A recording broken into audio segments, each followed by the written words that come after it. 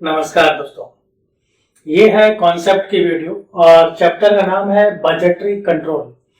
ये भी एक बहुत इंपॉर्टेंट चैप्टर है जहां से आपके पेपर में कॉस्ट अकाउंटिंग के पेपर में क्वेश्चंस आते हैं, थ्योरी भी आती है और प्रैक्टिकल भी आता है।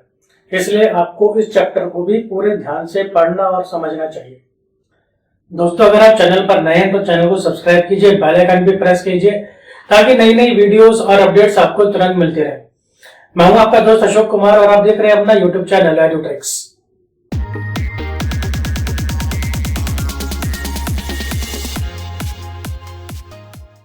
अब यहाँ पर सबसे पहले मैं शुरू कर रहा हूं इसका फर्स्ट लेक्चर, इसके कॉन्सेप्ट का, इसके थ्योरी का। अब इसको समझने के लिए सबसे पहले मैं आपको इसका थोड़ा सा कॉन्सेप्ट बता देता हूं कि बजट क्या होता है। जैसे आप डेली रूटीन में अपने कुछ काम करते हैं, जैसे कि आप मूवी जाते हैं तो उसके लिए आप कुछ कैलकुलेशन करते हैं। फॉर एग्जांपल कि मूवी जाने के लिए कितना खर्चा लगेगा, ये सपोज 1000 रुपए आपको पड़ेंगे। आपको ये मूवी की टिकट इतने की पड़ेगी, वहां पर खाना पीना इतने का होगा, आने जाने का खर्चा इतना होगा। उस हिसाब से आपने आइडिया लगाया कि आपके पास आपको 1000 रुपए चाहिए मूवी देखने जाने के लिए। तो ये हो गए जैसे आपके एक्सपेंसेस, जो आपने एडवांस में ही इसका आइडिया लाया कि हमारा ये खर्चा आएगा। अब आप ये देखते हैं कि अब ये 1000 रुपए कहां से आएंगे। अब आप सोचेंगे कि चलो 500 रुपए पापा से ले लेता हूँ, 500 रुपए मम्मी से, तो इस तरीके से हो जाएगा। या अगर मम्मी ने नहीं दिए तो भैया या दीदी से ले लेंगे, कुछ मेरे पास भी पड़े हैं। अब इस तरह से अभी आपके पास पैसे आए नहीं है और आप आइडिया लगा रहे हैं कि कहां से पैसा आ जाएगा। इसका मतलब क्या हुआ कि जो आपके खर्चे हैं, एक्सपेंसेस हैं, वो भी एस्टिमेटेड है, मतलब आपने अंदाजा लगाया है, कैलकुलेशन की अपनी कुछ। इसी तरह से जो आपके पास इनकमिंग है, जो आपके पास पैसा आएगा, जो रेवेन्यू है, वो भी आपने एस्टिमेट ही किया, अंदाजा लगाया है कि ये पैसा जो है यहां से इस तरह से आ जाएगा। यानी एस्टिमेटेड इनकम, एस्टिमेटेड रेवेन्यू और एस्टिमेटेड एक्सपेंस। तो कहां से पैसा आएगा, कहां उसको हम कैसे खर्च करेंगे, इसी को हम बोलते हैं बजट बनाना। तो इस तरह से लाइफ में ना हर कोई डेली रूटीन में बजट बनाता रहता है। जैसे सरकार भी बजट अपना पेश करती है फरवरी में 1 फरवरी को बजट पेश करती है। तो उसमें वो क्या बताते हैं कि जी हम ये सारी योजनाएं, परियोजनाएं ऐसे ऐसे खर्चा करेंगे और इसके लिए जो पैसा है वो ऐसे ऐसे इन सोर्सेस से आएगा। ऐसे आपके भाभी बजट बनाते हैं, आपकी मम्मी भी बजट बनाती है। मम्मी को भी पूरे महीने का खर्चा चलाना होता है। उनको भी पता है 1 तारीख को जो है 1 लाख रुपए एज अ सैलरी या इनकम जो है वो मिलेगी। अब वो मिलेगी, अब उस 1 लाख रुपए को कहां किन किन खर्चों के ऊपर कैसे कैसे एक्सपेंस करना। तो इस तरह की जो ये कैलकुलेशन होती है ना, एस्टिमेटेड आधारित होती है। ये एक्चुअल में नहीं होती है, ये कैलकुलेशन बेस्ड होती है, अंदाजे पर होती है, एस्टिमेटेड होती है। तो ये जो कैलकुलेशन है इसी को बोलते हैं बजट।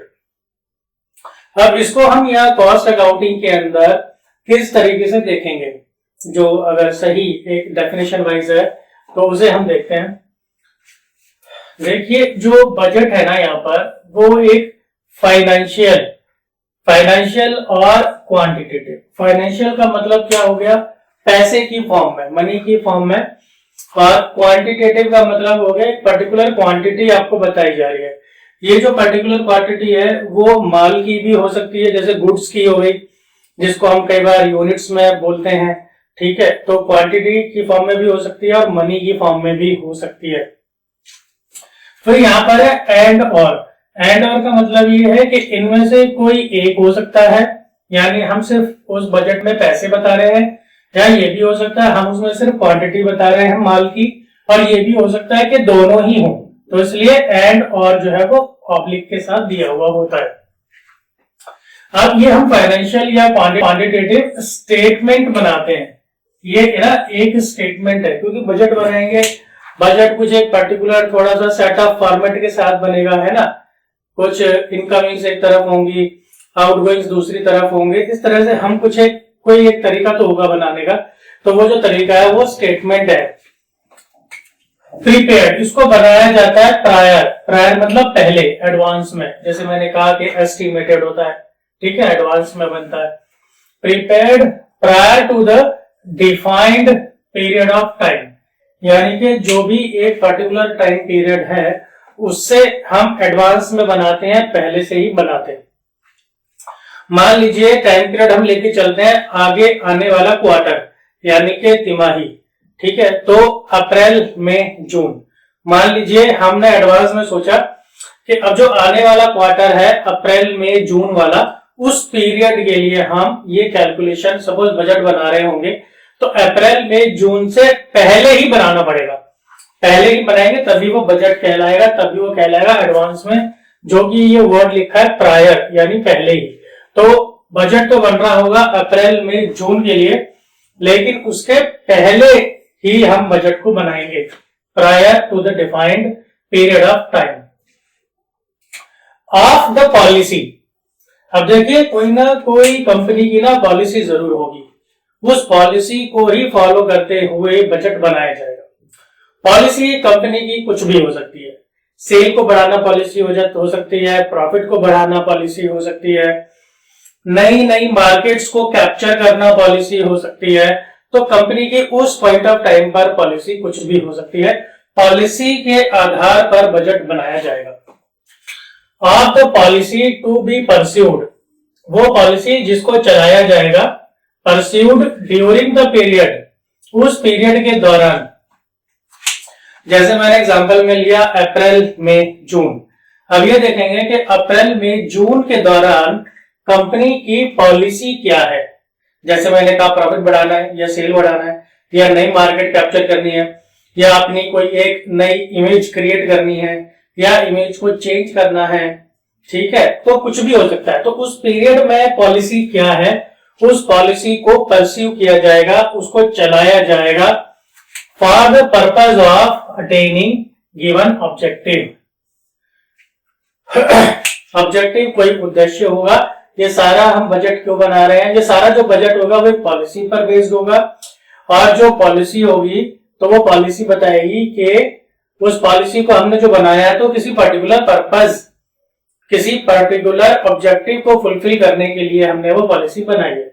अब जैसे मैंने कहा कि भाई वो ऑब्जेक्टिव जो है ना वो आपका कुछ भी हो सकता है, होता है कि आपको सेल बढ़ानी है, हो सकता है कि आपको अपनी मार्केट बढ़ानी है, हो सकता है कि आपको अपना प्रॉफिट बढ़ाना है, तो इस तरह से कुछ भी हो सकता है ऑब्जेक्टिव। तो ऐसा कोई एक ऑब्जेक्टिव होगा, वो ऑब्जेक्टिव बताएगी आपकी कंपनी की पॉलिसी और उसके आधार पर बनेगा बजट एडवांस में।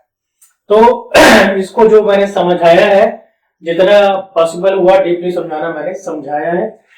और ये जो डेफिनेशन दी है, ये दी है chartered institute of management accountants London, जिसको हम शॉर्टकट में बोलते हैं सीमा।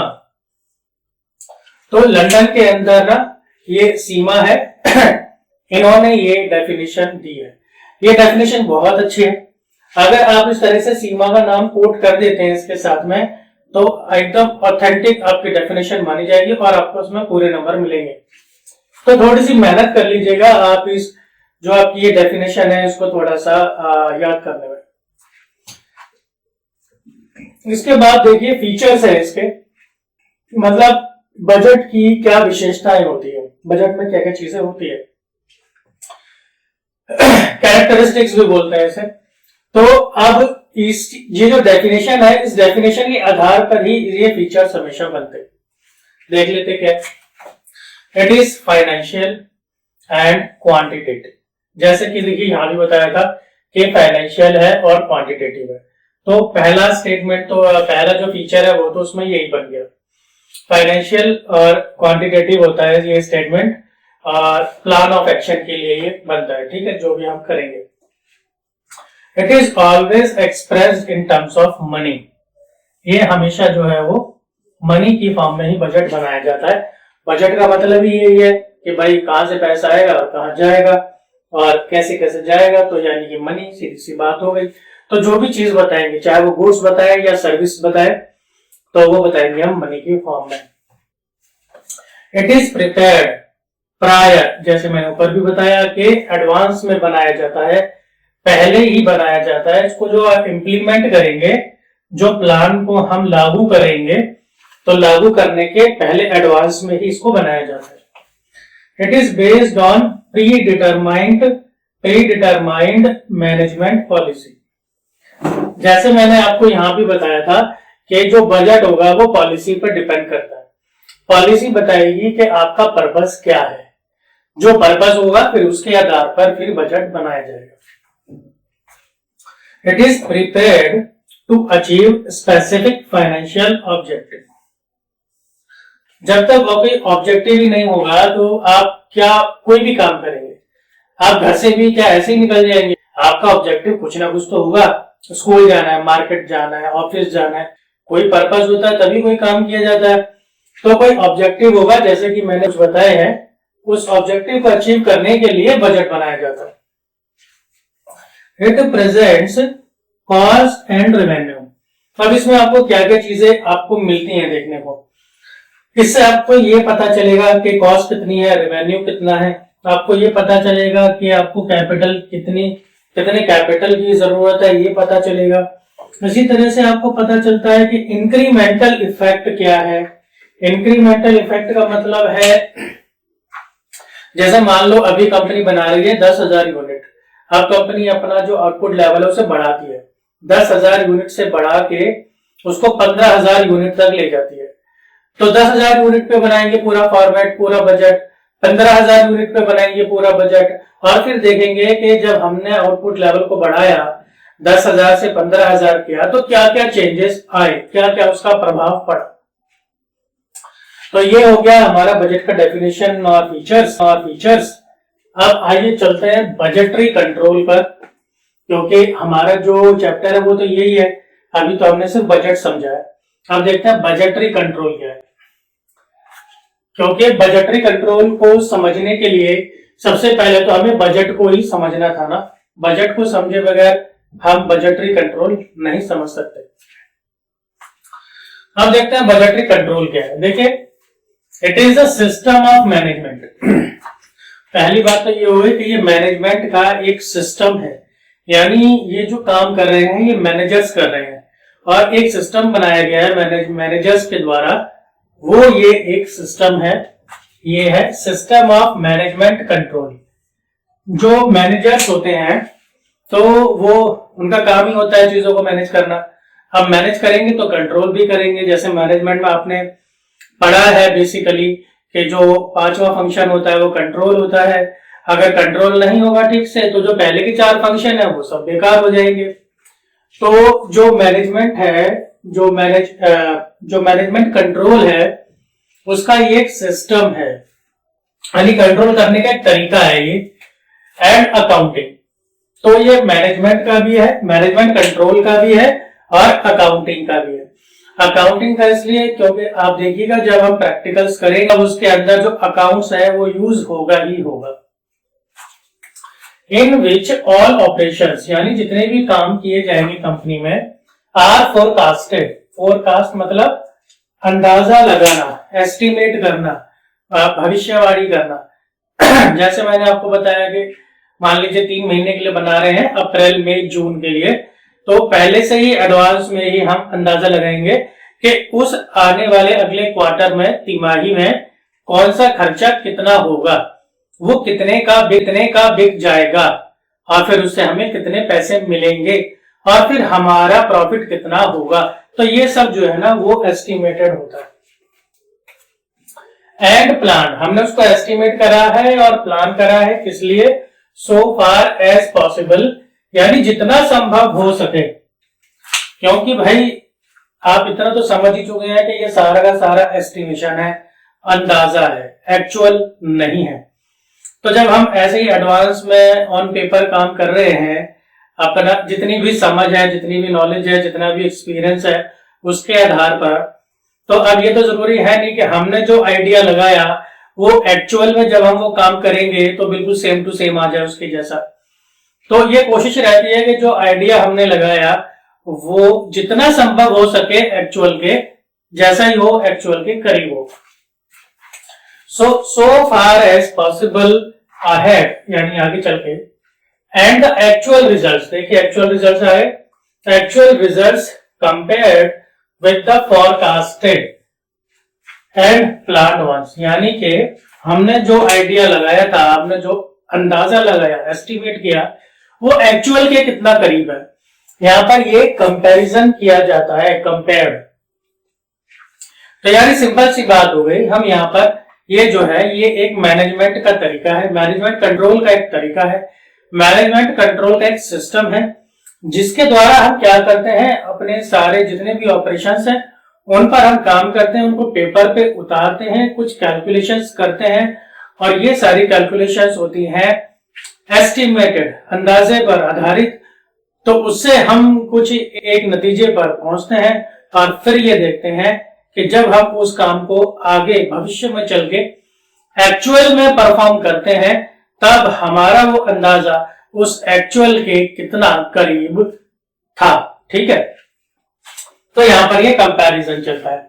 इसका मतलब ये हो गया कि हमारा जो एस्टिमेशन है, ये एस्टिमेशन, ठीक है, और ये एक्चुअल, तो इन दोनों के अंदर कितना फर्क है, एस्टिमेशन जो है हमारा वो एक्चुअल के कितना करीब है। फिर इसके फीचर्स हैं। अब जैसे इसके फीचर्स इसी में से निकल कर आए, लगभग उसी तरीके से जो इसके फीचर्स हैं वो भी इसी में से आ जाएंगे।